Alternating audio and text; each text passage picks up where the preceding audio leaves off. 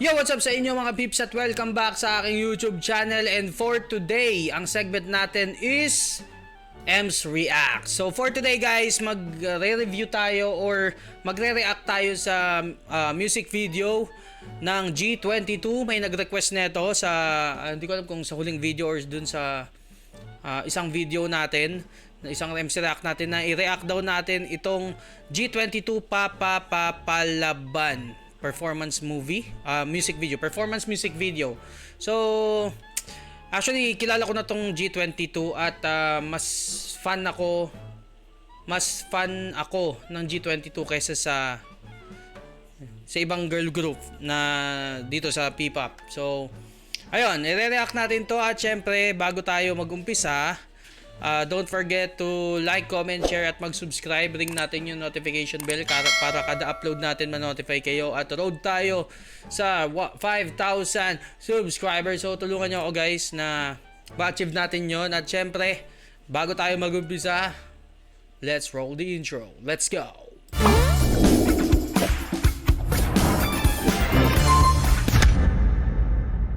Okay guys, umpisahan na natin to. Actually, volume lang natin. Yan. Siguro kung marinig nyo, pero rinig nyo naman siguro.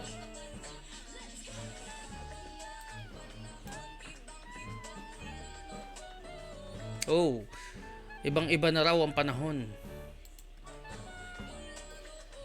Ay, ang maganda dito sa G22 is medyo kahit tatlo lang sila, no? Ang ganda pa rin ng boses nila, no? Talagang pa rin sila. Talagang solid pa rin yung vocals nilang tatlo. Kahit tatlo lang sila, no? Partida 'yon, men. Galing.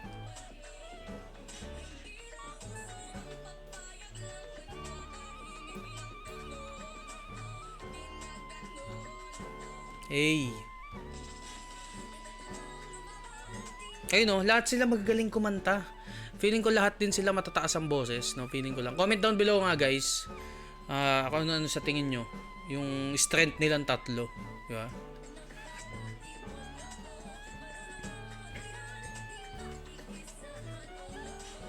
So, technically ang meaning nito is palaban sila. Wala silang inuurungan kahit anong ano pa yan, challenge or problema, wala silang inuurungan. So, yun lang yun. Ganda nung kotse sa likod.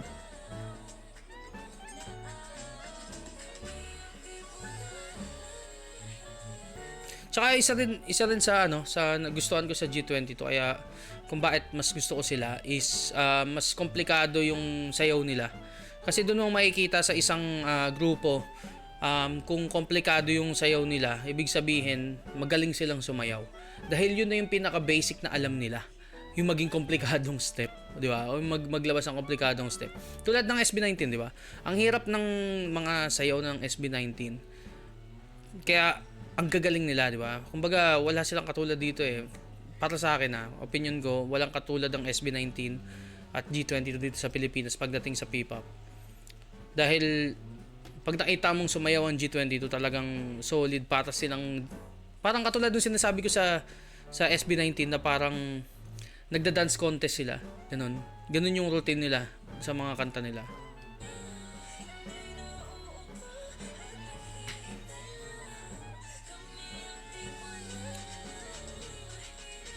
Actually, yung sinasabi kong mahirap na sayaw, hindi specifically dito sa kantan to. Marami pa sa mga guestings, sa mga ibang kanta nila, no?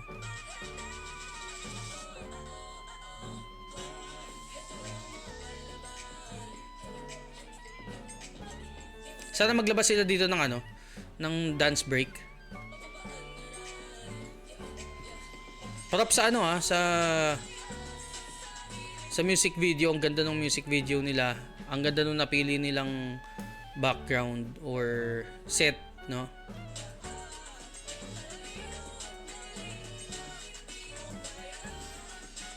Pero parang mas gusto ko tanggalin yung caption.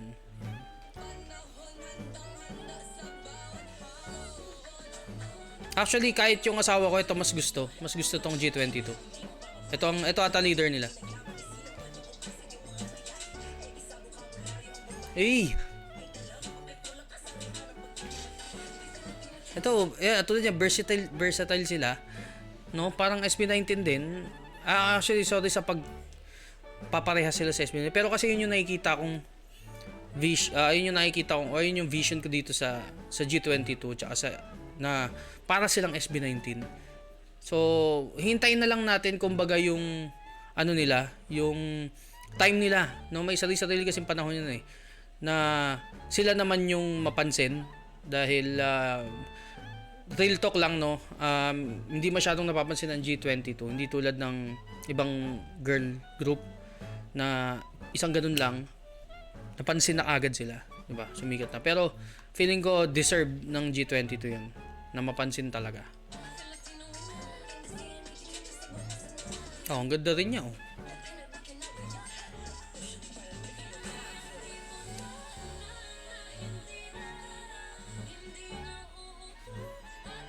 Galing ng pagkakagawa ng music video. Hey.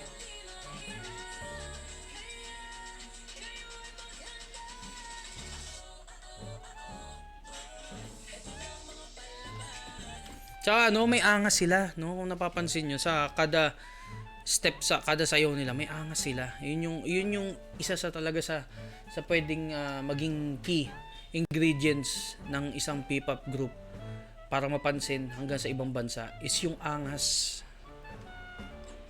Kasi yun yung meron din sa SB19 kaya sila napansin. So, eto hindi malabong mangyari.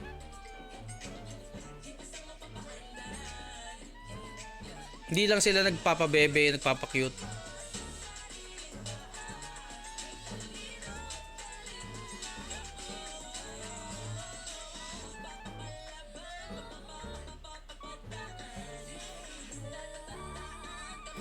Tsaka yun, may pitik no? May angas talaga yung sayo nilang, galing. Hey! Wait, look!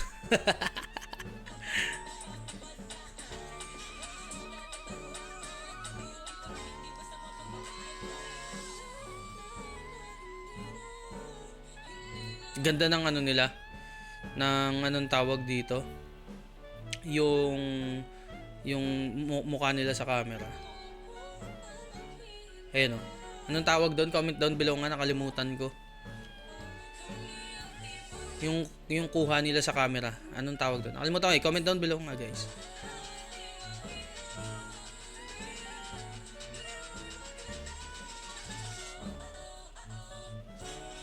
Eh!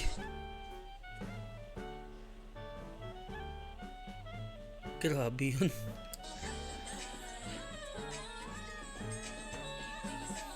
Umisplit.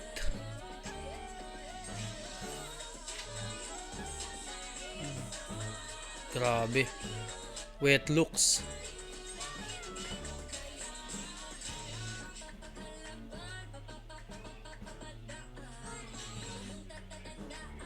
Hey. So expectin nyo guys, medyo marami rin tayong i-react dito sa grupong to. Dahil alam ko hindi ko sila na-reactan dati. Kasi nag-react tayo sa SB19, kaya sa ibang group sa P-pop. Pero dito alam ko hindi pa ako nakapag-react talaga. First time to. Pero kilala ko na sila dati pa.